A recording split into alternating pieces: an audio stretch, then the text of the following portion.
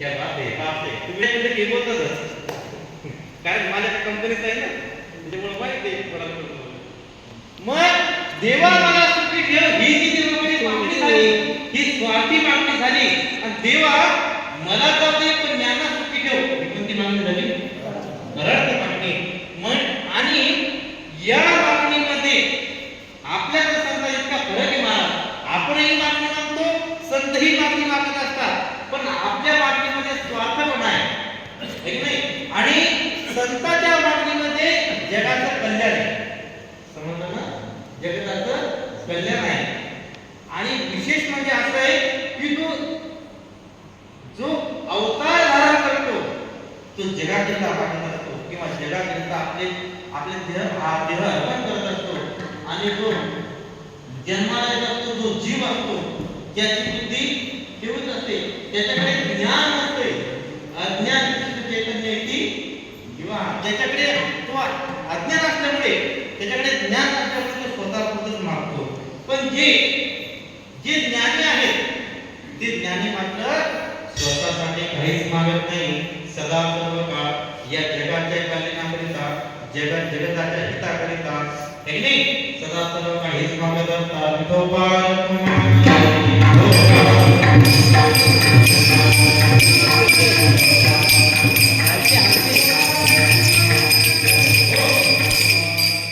आणि या प्रस्तुताभिमातून गुरुवर्य महाराजांनी देवाला जे मागितलं, आता ऐका बरं, पहिली गोष्ट संत देवाला मागत नाही. सांगतो तुम्हाला, जे जीवनामध्ये अपूर्ण आहे तेच देवाला मागू शकतात. आणि जे जीवनामध्ये पूर्ण आहेत, काय जे पूर्ण आहेत त्यांना काही मागण्याची गरज नाही, काही गरज मागण्याची. आणि विशेष म्हणजे असं आहे की संत हे देवाला काहीच मागत नसतात. एक मी चरित्रामध्ये वाचलंय, तुम्हाला ते सांगण्याचा प्रयत्न करतो. एकदा काय झालं, तुकोबारायांचे वडील कोण? बोल्लोबा, नाही बोल्लोबा तुकोबारायांचे वडील, ती नेहमी पंढरपूरची वारी करायची. ऐका, नेहमी पंढरीची वारी करायची. आणि देवाचं दर्शन घेता वेळेस देवाच्या मुखाकडे नव्हते पहा, दर्शन करायचे फक्त. दर्शन म्हणजे पाहणे. आपण काय करतो? स्पर्श करतो. स्पर्श वेगळा, दर्शन वेगळं. काय जर ज्ञानियांच्या दृष्टीने विचार केला तर दर्शन हा खूप सखोल विषय आहे की नाही. आणि आपल्या व्यावहारिक दृष्टीने जर प्रयत्न म्हणजे विषय केला तर दर्शन म्हणजे फक्त पाहणे. आणि बोल्लोबा पंढरीची वारी करायला गेल्यानंतर देवाला फक्त पाहायचे आणि लगेच चरणावरती मस्त ठेवायचे, पण देवाला काही मागत नव्हते. बोलत देवाला काही मागत नव्हते. एक वेळेस तुकोबारायांची आई म्हणजे बोल्लोबारायांची पत्नी हे दोन्ही जोडीने दर्शनासाठी गेले. आणि पांडुरंगाच्या भेटीकरिता गेले असता बोल्लोबाने काय केलं? दरवर्षीप्रमाणे फक्त चरण स्पर्श केला, देवाला काही न मागता बाहेर आले. पण तुकाराम महाराजांची आई अशी थोडी नाराज होती, कारण बाबा की देवा आणखी माझी खूप पवित्र झाले नाही. मग तू काय मागितलं देवाला? देवाला म्हटलं पाय तेवढंच. देव स्वतः म्हणजे की तुम्हाला पहिला मी काय केलं? देवाला मागायचं, देवाला मागायचं नसतं. पण मी काय केलं? जाऊ दे, देव म्हणला नाही मुलगा देतो म्हणून, देव म्हणला मुलगा देतो. देवाला परत पुत्र ऐसा देवा देवा पुत्र त्याचा तेही लोकी झेंडा. काय देवा तू पुत्र देणार आहे ना, तर पुत्र असा दे. पुत्र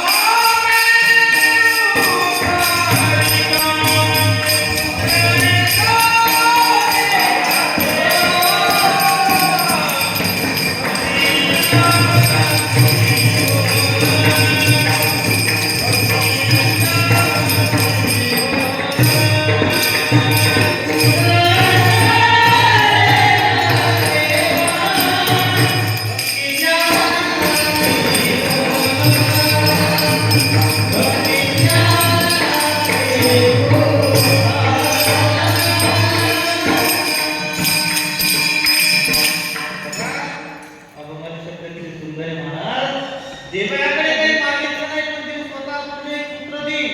पण देवा पुत्र जरी देत असला तरी असा दे, पुत्र असा दे.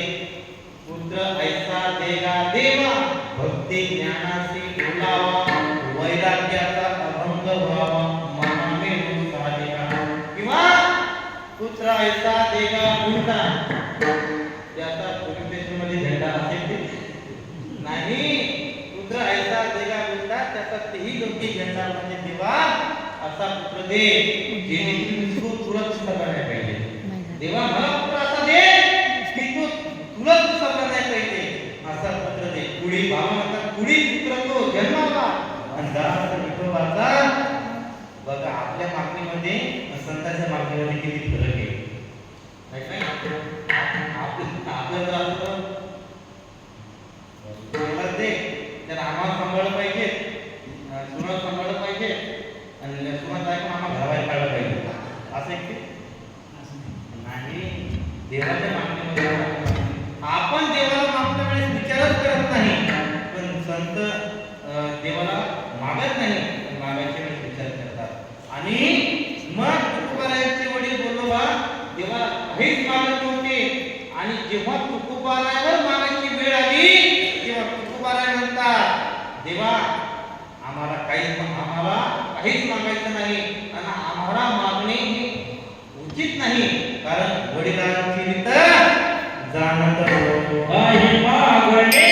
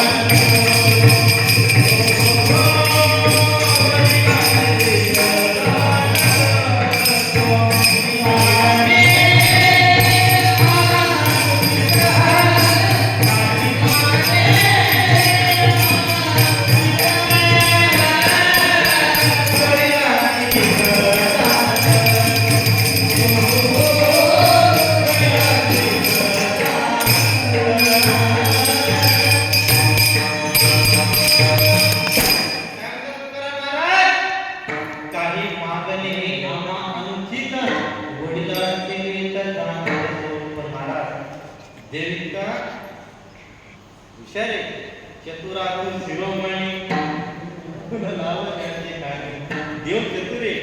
देव जर ज्याला मागतला का नाही ते ओळखून घेतो, हे लोभी आहे की नाही. आणि अशा लोभी माणसाला समाजात किंमत नाही, लोभी माणसाला समाजात किंमत नाही. देवापासून किंमत असत त्याला. बाबा वेळे म्हणतात कोणतेही आर्थिक म्हणजे कोणत्याचे मोहन धरायचं नाही, कोणाचा स्वार्थ ठेवायचा नाही, कोणाबद्दल लोभ निर्माण करायचा नाही. वेळेत ना नाही, देवाला ऐकून आवडत नाही. मग तुकोबारायांची आमची परंपरा आहे, वेदांची परंपरा, आम्हाला काहीच मागायची गरज नाही, देवाने आम्हाला सगळं काही दिलं. आणि मग कारण ज्यांना जे हवंय ते त्यांच्याकडे पूर्ण असतं.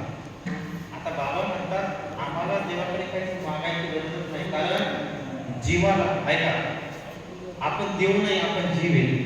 काय आपण जीव आहे, आणि जीवाला मागण्याचा अधिकार नाही.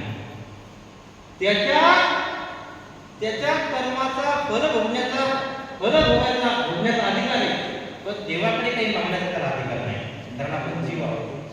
मग तुम्ही म्हणता आम्हाला अधिकार आहे कशाचा?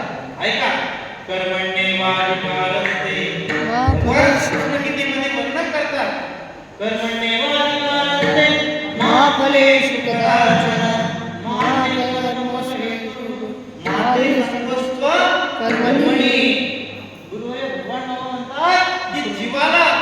जीवाला देवाकडे मागण्याचा अधिकार नाही, परंतु कर्म केल्यानंतर फळाची आशा ठेवण्याचा सुद्धा अधिकार नाही. कर्म करण्याचा अधिकार आहे, काय कर्म करण्याचा अधिकार आहे, पण त्या कर्माच्या फळाची आशा ठेवण्याचा अधिकार नाही. आश्रमात काय घेते कर्म करायचं, काही मागायचं नाही. मागत की तर होय गेली, कारण भगवंतापाशी आणि भगवान बाबापाशी मागायचा अधिकार नाही, आणि फळाची आशा ठेवायचा पण अधिकार करायचा अधिकार आहे, मागायचा अधिकार नाही. मग पोट भरायचं कसं? आता मागे म्हणजे नोकरी करायची पण पगार भेटणार नाही, नोकरी करायची पण पगार भेटणार नाही. मग तुम्ही म्हणता पोट भरायचं कसं? तो विचार करून फक्त पहिले काम कर. बाबा म्हणतात मग याचं कसं? इधर ऐसा ही चलता है. हमारे जंगल का बाबा एका वर्णन करू लागले की संसार दुःखमुळे संसार कुणी करू नये आणि शक्यतो ब्रह्मचर्याला बरं होईल. एक जण महाशय म्हणतात की महाराज जर सगळे ब्रह्मचर्य राहिले तर मागणी वाढत म्हणून काय म्हणजे वाढत सगळे संन्यासी झाले तर मागणी वाढत. बाबा म्हणजे तू पहिले संन्यासी राह, ती मागणी वाढायला मी पाहिजे, ती बाकीचं मी पाहतो. म्हणजे आपण रिकामी मध्ये विचार करतो, जेवढं सांगितलं तेवढं करत नाही. मला हे सांगायचं आहे की सरकारला काही मागण्याची गरज नाही. आता बाबा म्हणतात, एकदा त्यांना विचारलं की बाबा तुमच्याकडे भरपूर काय आहे?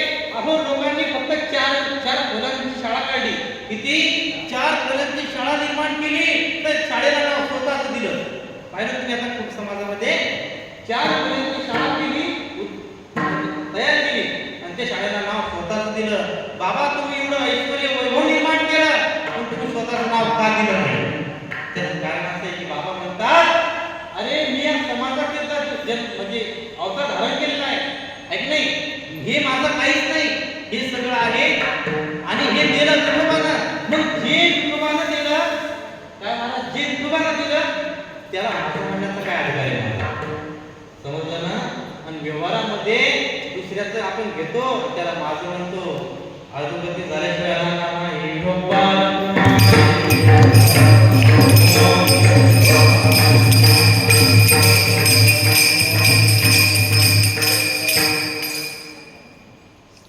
जीवनामध्ये जे दुसऱ्याचं आहे ते दुसऱ्याचं आणि जे माझं आहे ते नाही, माझं पण नाही म्हणायचं, ते देवाचं म्हणायचं.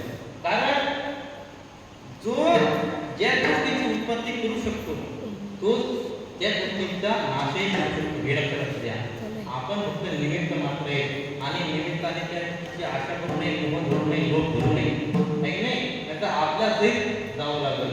म्हणून त्याच्या मागणीमध्ये आणि आपल्या मागणीमध्ये हा फरक आहे की आपण स्वतःसाठी मागतो, ते जगासाठी मागतात. आणि जे ओरिजिनल महाराज असतात, ओरिजिनल महाराज ते खरंच काही मागत असतात.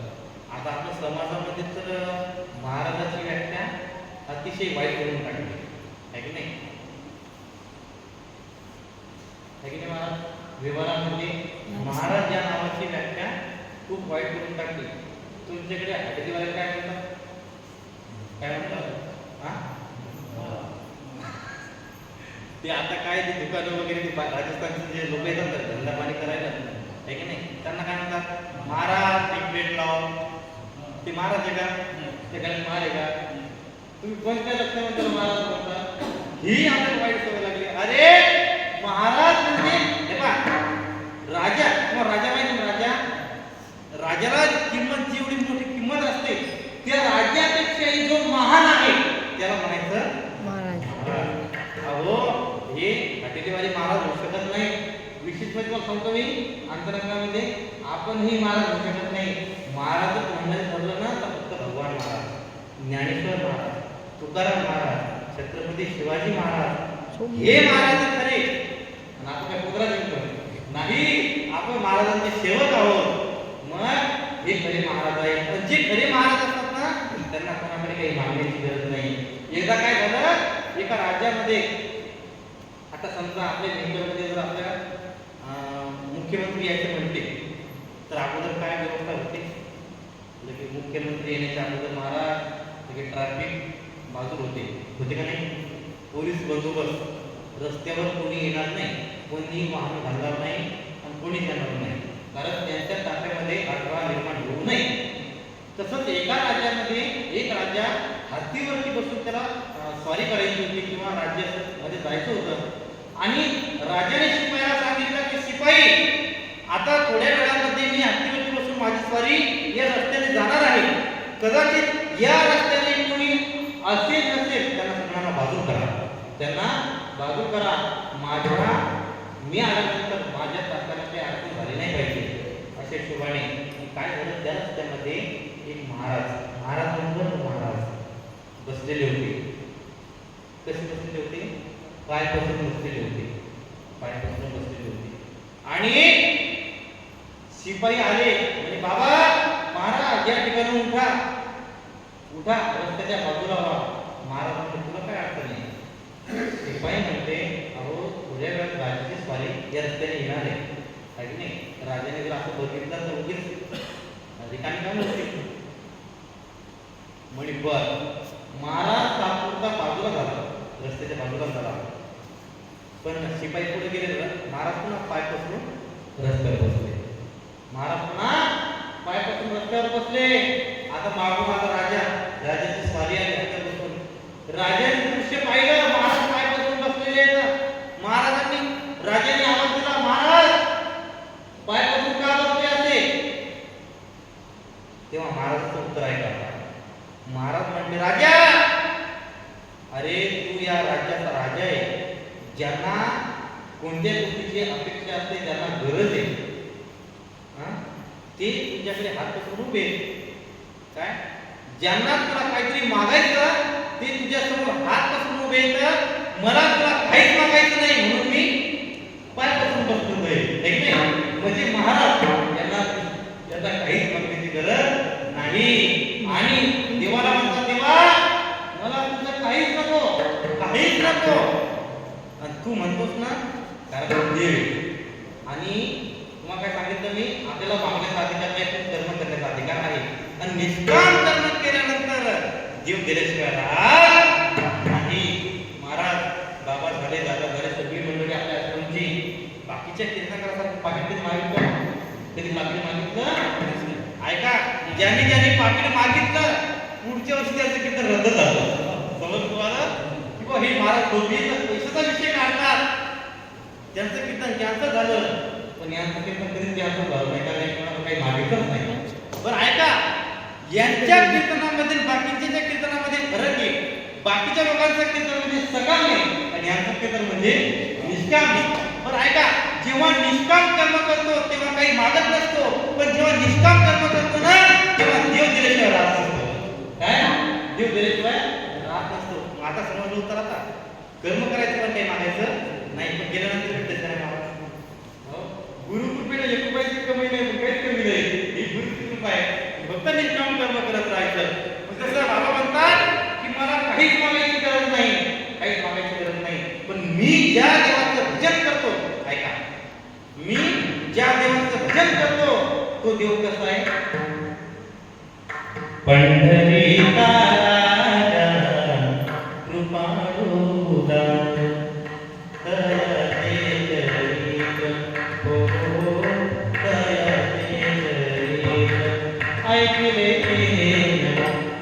देखो दीनदाता ऐश्वर्य हो. ज्या देवाचं आम्ही भजन करतो तो पंढरीचा राजा कसा आहे? कृपाळू आहे, उदार आहे, उदार देण्यास समर्थ आहे. किंवा देतो दीनदासा ऐश्वर्य संपदा. अहो या ब्रह्मांडाचं सर्व ऐश्वर्य याचं आहे. काय आता समजा आपण आमदारच्या घरी गेलो आणि आमदारच्या घरी समजा सोडून त्या मुख्यमंत्र्यांच्या घरी गेलो आपण, तिथे समजा आपण जर काही मागितलं भेटेल म्हणा, पण समजा कदाचित मागायच्या अगोदरच ते समर्थ असल्यामुळे ते विषय करतो त्याचा विषय ती ऐश्वर्याने संपन्न असल्यामुळे तुम्हाला देऊ शकतील, कारण तुम्ही तिथे गेल्यानंतर ठीक नाही. मग आम्ही ज्यांची सेवा करतो, आम्ही ज्याला मतदान करतो, तो आम्हाला जर द्यायला मागे पाहत नाही तर आम्ही साक्षात त्या विश्वाचा मालक पांडुरंग परमात्मा त्याचा आम्ही भजन करतो. तो कसा आहे? ऐश्वर्याने संपन्न आहे आणि जगाचा मालक असल्यामुळे तो आम्हाला दिल्याशिवाय राहणार नाही.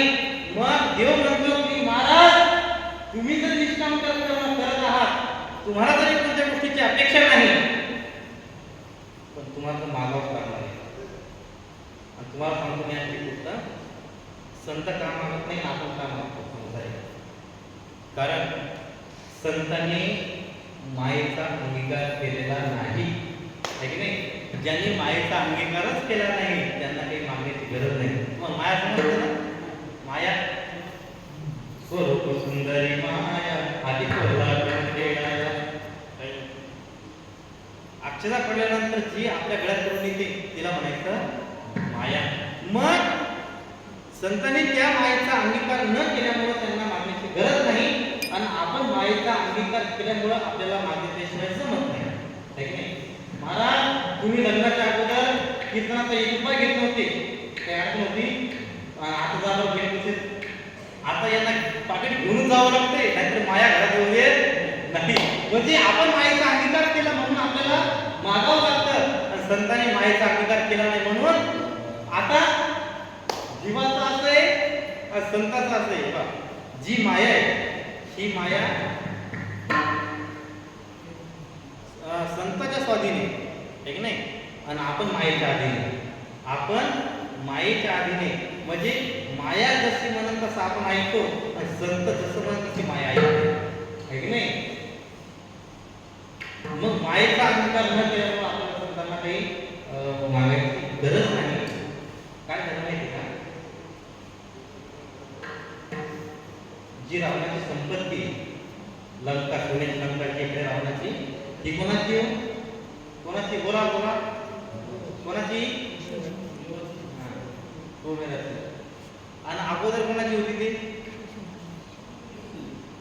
ऐका तुम्ही. एकदा काय झालं, जे शिवशंकर आहे घोडा शिवशंकर आहे की नाही, एकदा कैलासामध्ये असं शिवशंकर आणि माता पार्वती बसल्या आणि एक दिवस माता पार्वती, आता आपल्या मायमावळ्या नाही का सवय का मकर संक्रांत घ्यायचा, दिवाळी आली घ्या तुम्हाला काही माग विचार आहे का नाही? हा मग काय विचार आहे? नुसतं वेळेत कामं करायचे, वेळेत कामं करायचे, काही आपल्याला काही सोनं राहणं घड्यात काही दुसरं. तसं पार्वती माता म्हणली, आता देवी जरी म्हणली तरी माया दिली. मग पार्वती माता शिवशंकराला म्हणते का हो, या जगाचे मालक तुम्ही, या जगाचे मालक तुम्ही आणि आपण लोकांचे झाले, हे होणार नाही म्हणे. जगाचे मालक आहो ना, मग तुम्ही आपल्यासाठी काहीतरी व्यवस्था करा. आपल्यासाठी राहायला घरदार मस्त बंगला बिंगला पहा, तुम्ही चांगली व्यवस्था करा. शिवशंकर म्हणजे तुला काहीच अडचण नाही, तुझ्या इच्छेप्रमाणे सगळं होईल. आणि शिवशंकराने ती सर्व लंका उत्पन्न केली. शिवशंकराने लंका उत्पन्न केली आणि त्या काळामध्ये सध्याच्या नियमाप्रमाणे घरामध्ये प्रवेश करत असताना ब्राह्मण देवतेच्या हस्ते पूजा केल्याशिवाय घरात प्रवेश करू नाही. मग आता एवढी मोठी लंका उत्पन्न केली शिवशंकराने. शिवशंकर म्हणला आता तू प्रवेश करायचा, घरामध्ये प्रवेश करायचा, पूजा करायची, ब्राह्मण देवता बोलून आणायची. ब्राह्मण देवता कोणती राहणार आता? त्या काळामध्ये रावण अतिशय बुद्धिमान ब्राह्मण आहे की नाही, म्हणे आता आपण काय करू, रावणाला सांगू पूजा करायला. वस्तू जयंती आणि काय झालं, रावण गेला, रावणासोबत ती माया समजून रावणाची मायासोबत गेली आणि पूजा वगैरे झाली, सगळं झालं. शिवशंकर म्हणला, हे ब्राह्मण देवता म्हणजे कोण? रावण. तुम्हाला काय मागायचं ते मागा. रावण म्हणला मला काहीच नको. रावण काय म्हणला, मला काहीच नको. इकडं मायेला करंट लागला ना, मायला भरून चिमटे घेते. काय नको नको करता मागा, काय नको नको करता मागा. तसंच राहता. माया ही बरोबर करते वाटत आहे की नाही, आपल्या मनात नसतं तरी ती बरोबर घडून आणते.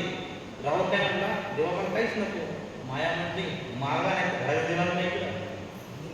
मग रावण काय म्हणला, देवा मी तुम्हाला काही मागितलं मग तुम्ही द्यायला काय ना, तुमच्या अख्खी लंका देऊन टाका मला, तुमच्या अख्खी लंका देऊन टाका.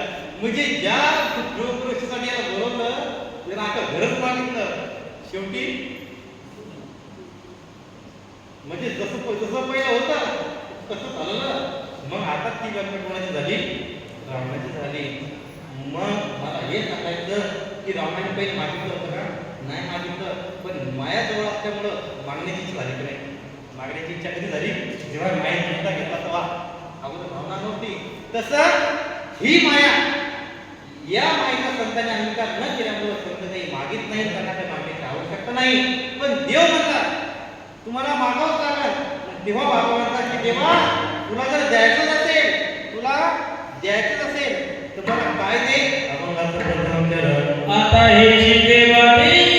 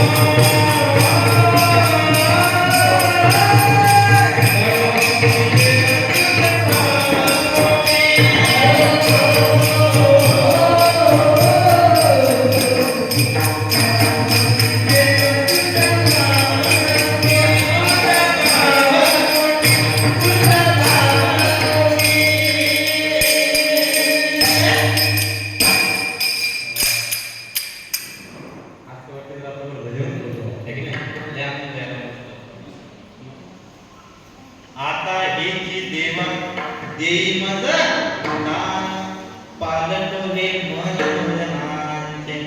बघा आता हेची,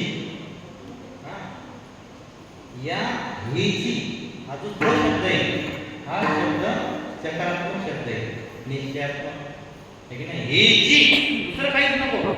हे जसं लहान लेकरू हट्ट करते आई मला हेच पाहिजे, मग आईला तेच द्यावं लागतं. आई काय म्हणते बाबू हे घेणार ते घेणार, हा हा तू विदाऊट जमणार नाही.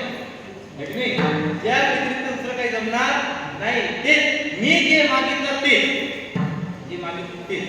आणि मग आई पण काय करते बरोबर त्याला तेच देते. सांगणार नाही हे की काय पालटो हे मन वंदनांचे. हे जे सगळे जण आहेत ना, हे सगळे जे जीव आहेत, सगळे जे मनुष्य, हा जो भरकडे चाललेला आहे ना, हा जो देवाला विसरलेला आहे, याच्या मनात जे दुसऱ्याबद्दल जो तिरस्कार भाव आहे, हा कशामुळे उत्पन्न झालेला आहे?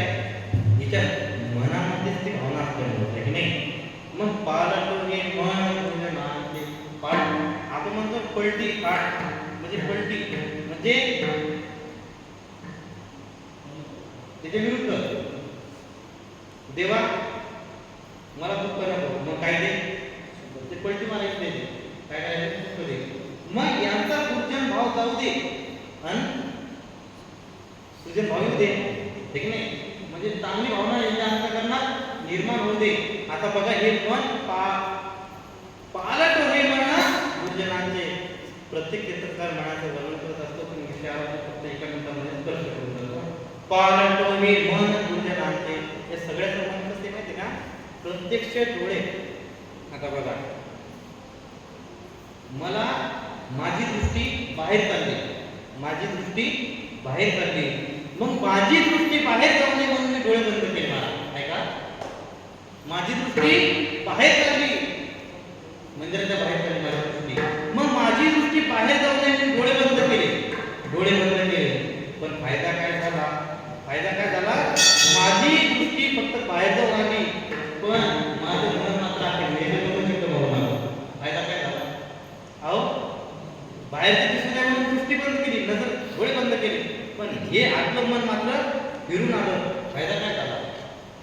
उलट डोळ्याने बाहेरचं दिसत होतं, मनानं आता हे मन चंचल मन कृष्ण गीतेमध्ये भगवान श्रीकृष्ण वर्णन करतात. चंचल मन कृष्ण ब्रह्माची बलवटम तस्य अहम निग्रहमणि वायु दिवस दुष्करम.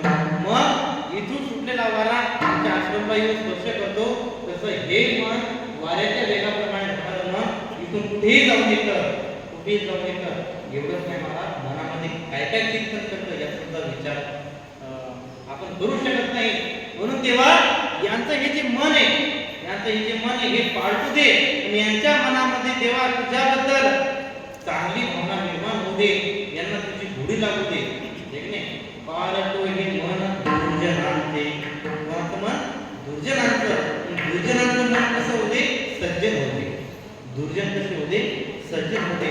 असं यांचं मन पाळतू दे आणि यांच्या ठिकाणी वाढो भक्ती प्रेम, वाढो भक्ती प्रेम शुद्ध भाव कोटी वैराग्याच्या गोष्टी आवडोया.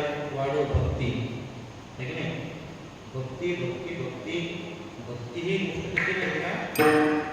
एकदा आपलं देवाबद्दलचं प्रेम घडलं किंवा आपण देवाचं भजन करतोय, देवाचं नामस्मरण करतो, त्या वेळेला देवाची भक्ती आपोआप घडते, म्हणजे भक्ती आपोआप निर्माण होते. ठीक आहे, देव आपण लोक काय करतात?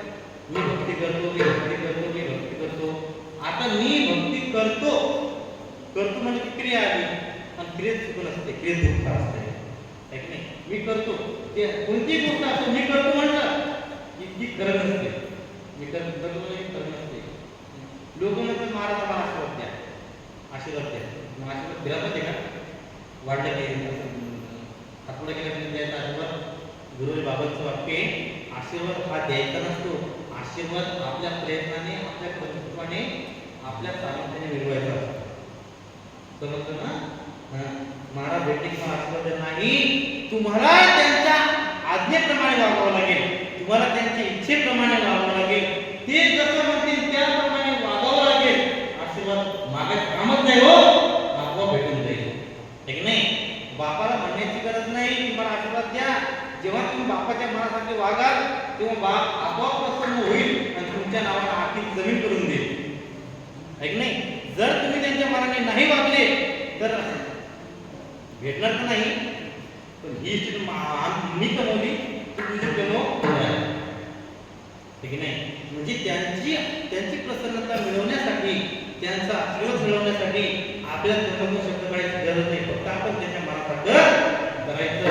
तसं भक्ती करतो म्हणायची गरज नाही. आपण फक्त देवाबद्दलचं प्रेम, निष्काम प्रेम ठेवायचं, देवाचं भजन करायचं, भक्ती आपोआप होऊन जाते. आता काही लोक भक्ती असते, त्यांच्या भक्ती अशी आहे की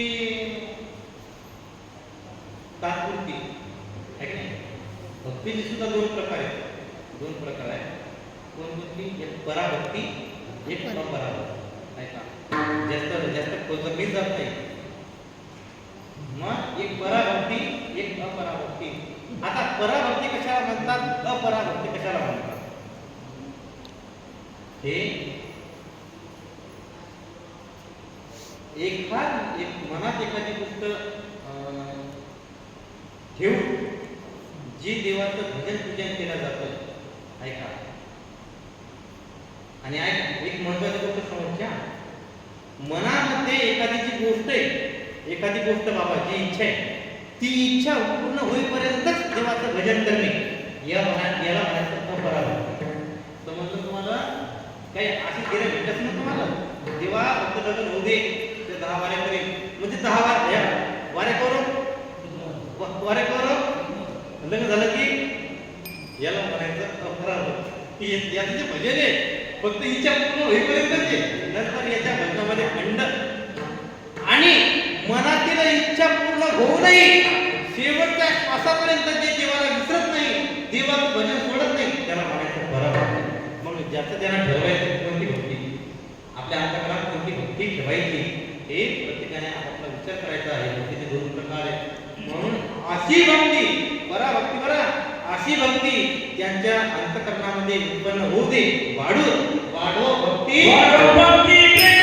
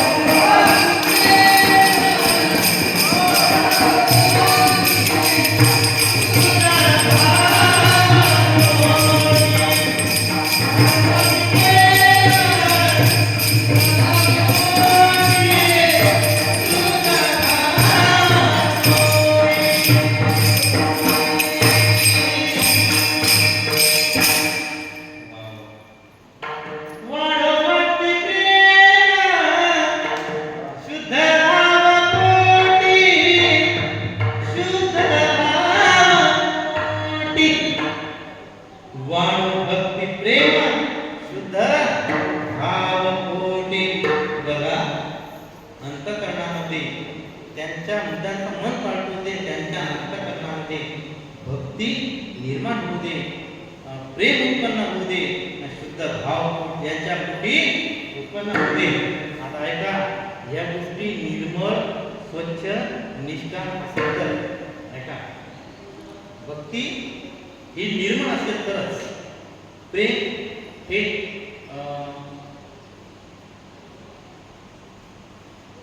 त्यांच्या प्रेमामध्ये वासना नसू दे, त्यांच्या प्रेमामध्ये कामना नसू दे, निष्काम प्रेम असेल तरच.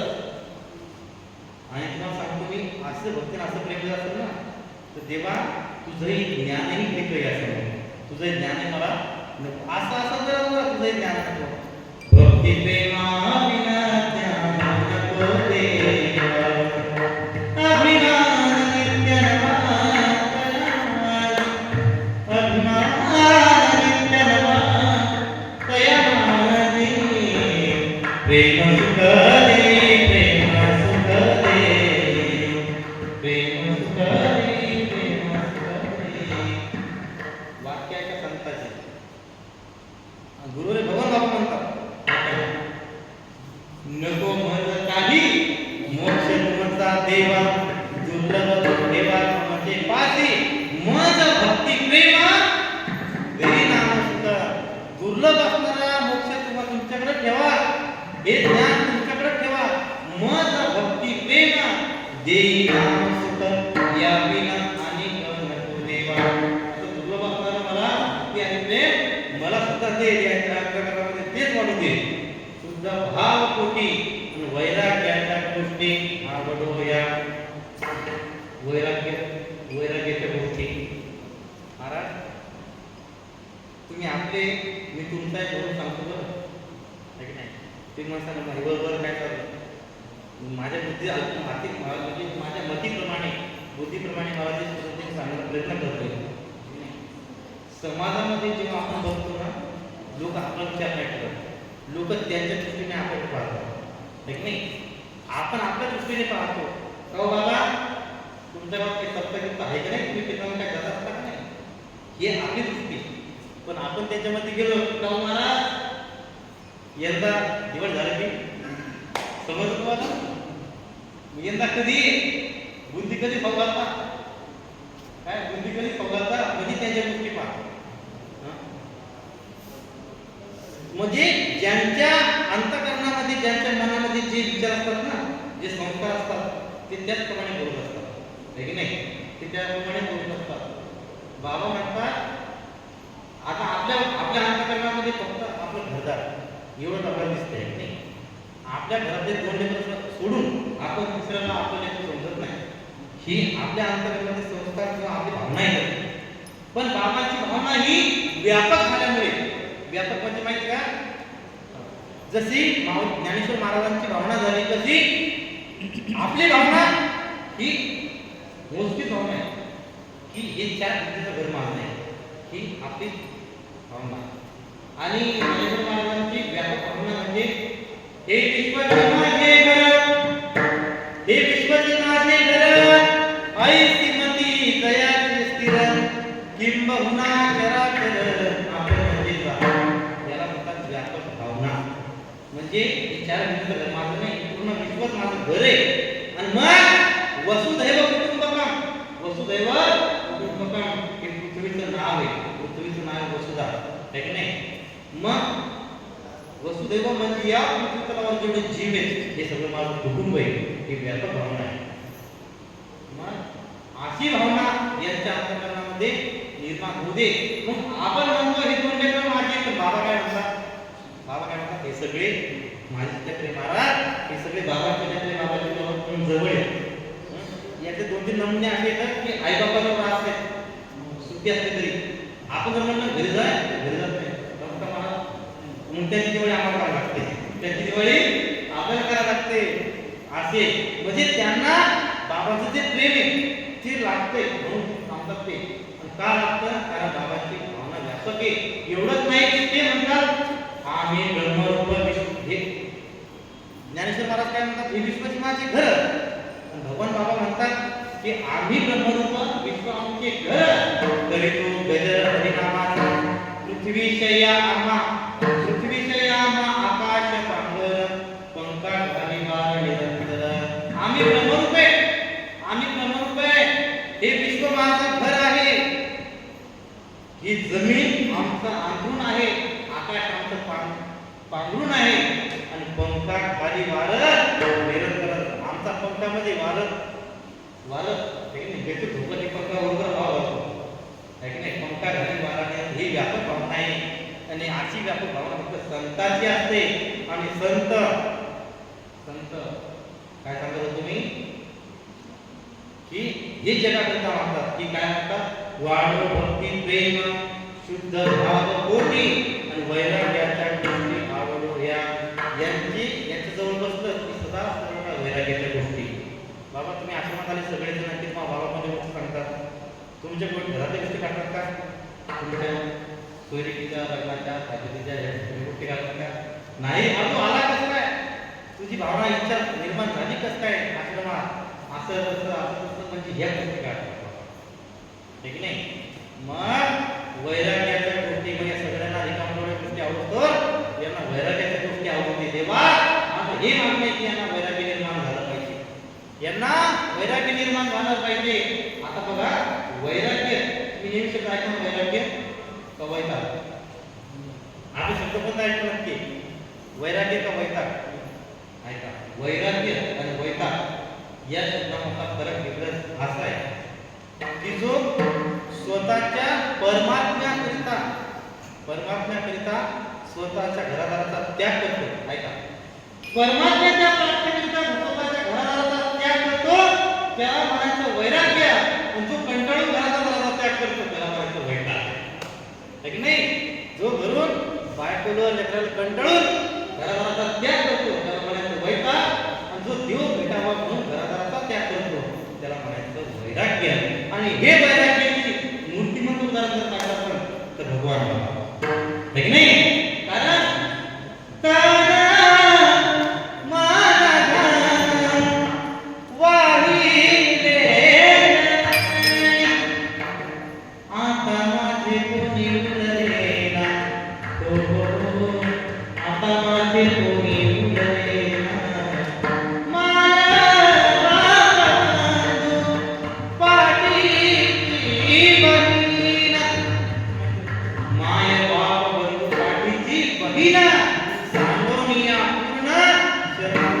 देवा माझ्या घराचा दाराचा आईचा बापाचा पैसा सगळ्याचा त्याग केला, सगळ्यांना सांडून मी तुझं शरण आलो. एवढंच नाही तर माझं तन मन धन तुला म्हणायचं वैराग्य.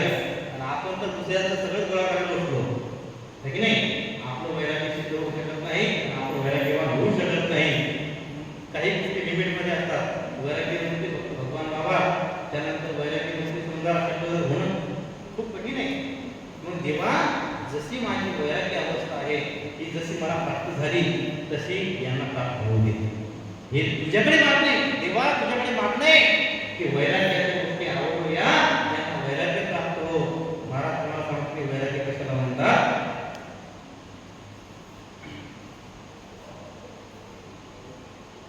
एकदा काय झालं, एक लाडाचा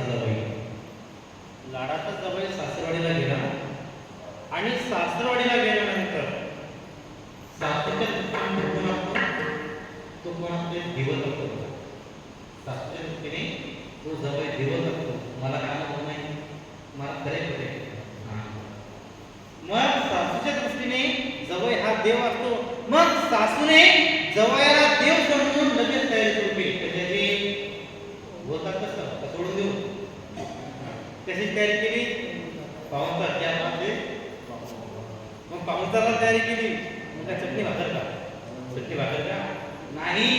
श्री बालाजी, हे श्री बालाजी का नाही, यांचे श्री बालाजी वेगळे.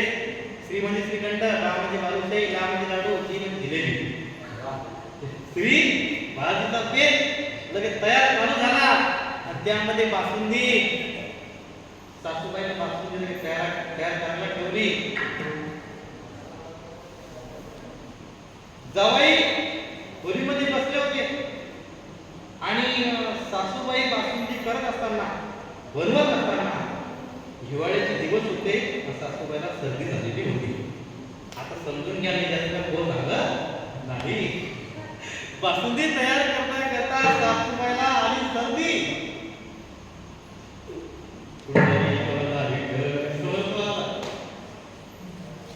आणि तिथे पडल्यानंतर काय झालं ते पाहिलं जवायला. ते जवायानं पाहिलं. मग तुम्ही मला सांगा, लगेच खीर बासुंदी तयार झाली. सासूबाई नावाला जवाई पंचपक्वान्न तयार आहे, बासुंदी तयार आहे, लगेच जेवायला बसून घ्या. जावई जेवण का? अहो एक माघारी झाला जेवले असते, माघारी झाला होता जेवले असते, पण ते प्रत्यक्ष पाहिलं पडतानी जावई म्हणले, सासूबाई तुमच्या हातात 20 पिंडी पण बासुंदी खाणार नाही. म्हणजे जवाईच्या मनात काय झालं ते पाहून वैराग्य निर्माण झालं.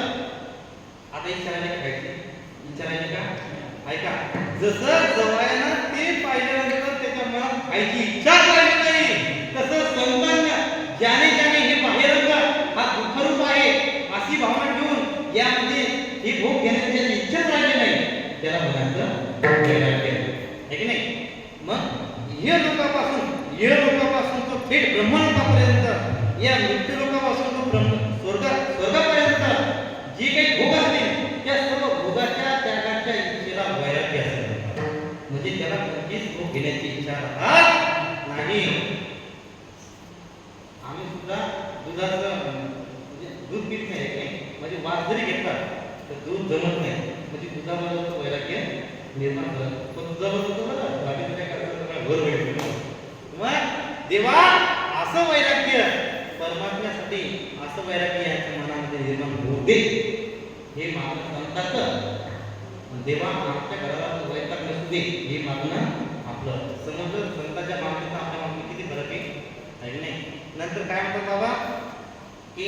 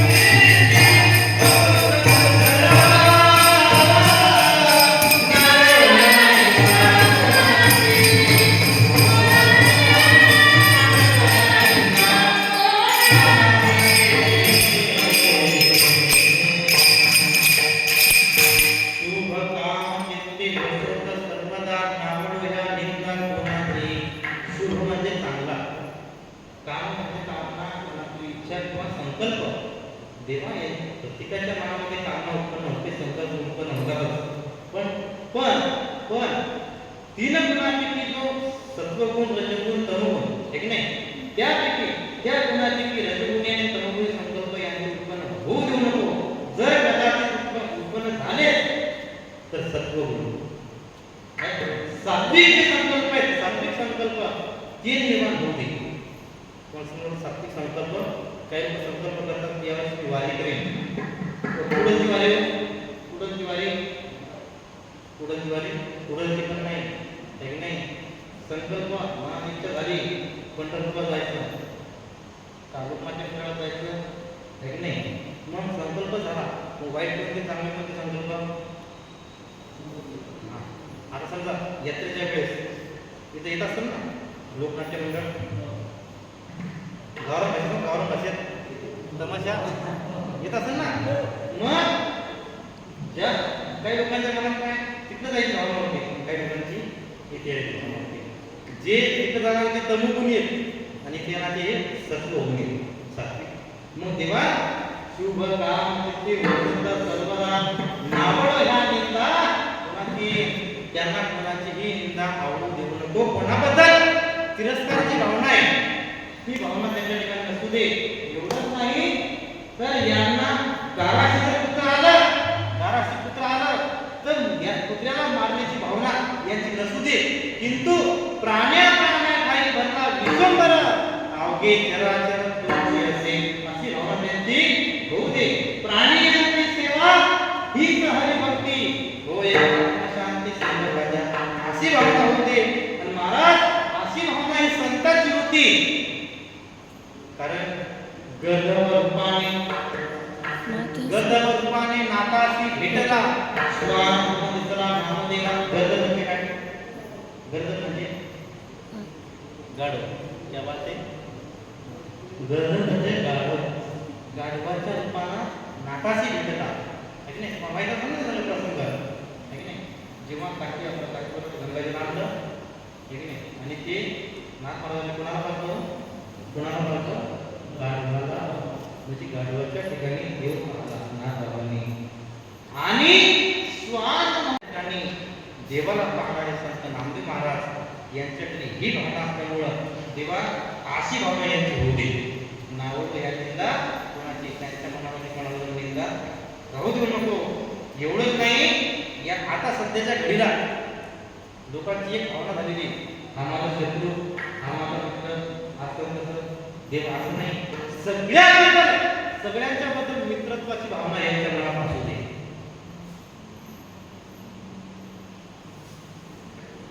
दुःख अडवायला उंबऱ्या सारखा मित्र बनण्यामध्ये गाजला सारखा. मित्र बनण्यामध्ये गाजला सारखा. वाट चुकणार नाही जीवनभर तुझी, वाट चुकणार नाही जीवनभर तुझी. एक तू मित्र कर आमचा मित्र बनण्यामध्ये गाजला सारखा.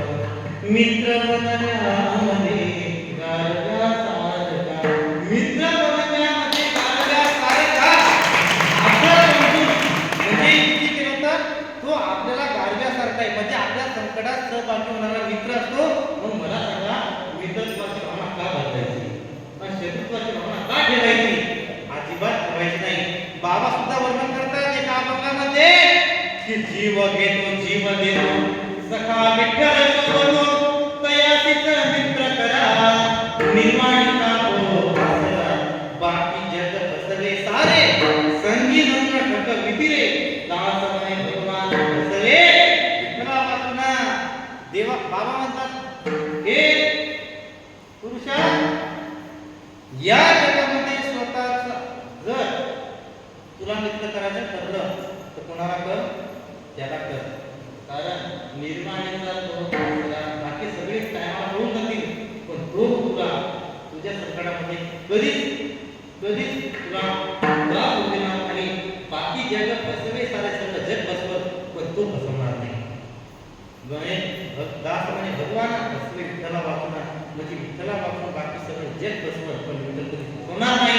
म्हणून तयारीचा मित्र करा आहे की नाही. अशी भावना ठेवा. निंदक जे मनात निंदा असते या अशी भावना ठेवू नको. आणि अशी भावना त्यांच्या मनामध्ये सुद्धा उत्पन्न होऊ देऊ नको. अशी बाबा दुसऱ्या चरणामध्ये सांगतात. आता ऐका. मग भगवान सर्वात्मका देवा तुका करावा उपकार. भगवान सर्वात्मका देवा सर्वांच्या अंतरामध्ये स्थित उपकार कर, फक्त मी तुला जे मागितलं तेवढं दे. केवढं दे? केवढं दे?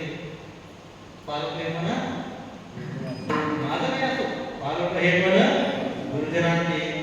देवा हे सगळे तिकडे न जाऊ देता इकडे येऊ दे, ठीक नाही? आणि यांच्या अंतःकरणामध्ये भक्ती, प्रेम, शुद्ध भाव वाढू दे. यांना वैराग्याच्या संसारातल्या गोष्टी नाही, रिकामटेवढ्या गोष्टी नाही, वैराग्याच्या गोष्टी आवडू दे.